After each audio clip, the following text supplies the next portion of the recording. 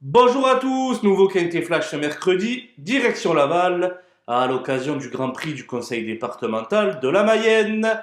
16 trotteurs âgés de 5 à 11 ans, répartis sur 3 échelons de départ, vont s'affronter sur la distance de 2850 mètres.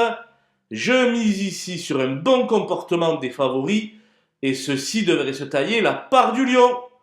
Et on voit ça tout de suite avec mon analyse.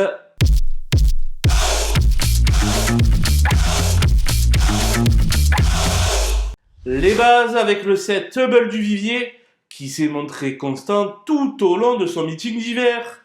À la faveur de ce très bel engagement, il pourrait enfin renouer avec le succès.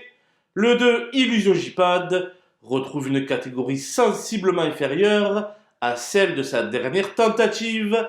Elle forme un redoutable duo avec Eric Raffin et ne sera sans doute pas très loin du compte. Le 13, Gendréen retrouve Hubble du Vivier, mais restera chaussé, contrairement à leur précédent affrontement. Si une revanche semble impossible, le podium est largement dans ses cordes. Les opposants avec le 11, Galileo Bello, qui a connu une pause durant son meeting hivernal, ce qui l'a empêché d'être beaucoup plus compétitif. Très performant à Laval, il aura de nombreux supporters.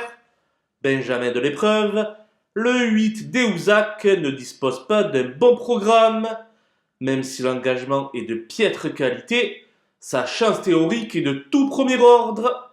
Le 12 Bordeaux-S vient de quitter les box de Jean-Michel Bazir pour intégrer ceux de Thomas Malmquist.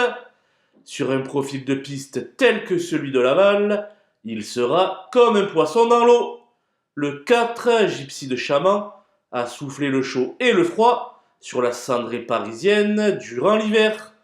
Toutefois, elle devrait profiter de sa belle situation en tête pour viser les premières places. Mon coup de poker sera l'As Feeling Boy, capable du meilleur comme du pire. Avec Alexis Davido Sulky, il n'a encore jamais terminé un parcours, mais jugé sur ce qu'il vient de montrer, il reste capable d'inverser la tendance.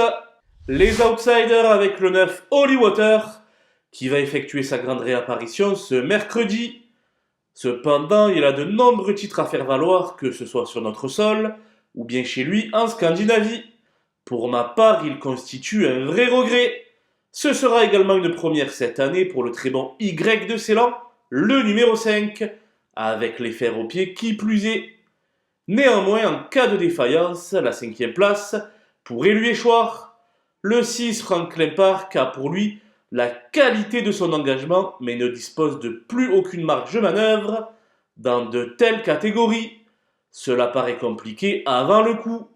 Il en va de même pour le 10 Flower by Magalou, bien qu'elle soit déchaussée cette fois-ci. Et pour le 3 Finger de Rodré, beaucoup plus confirmé au trop monté.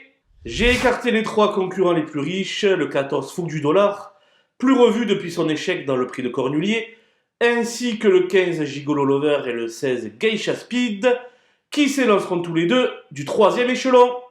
Voilà, nous avons passé en revue les 16 partants de ce Grand Prix du Conseil départemental de la Mayenne.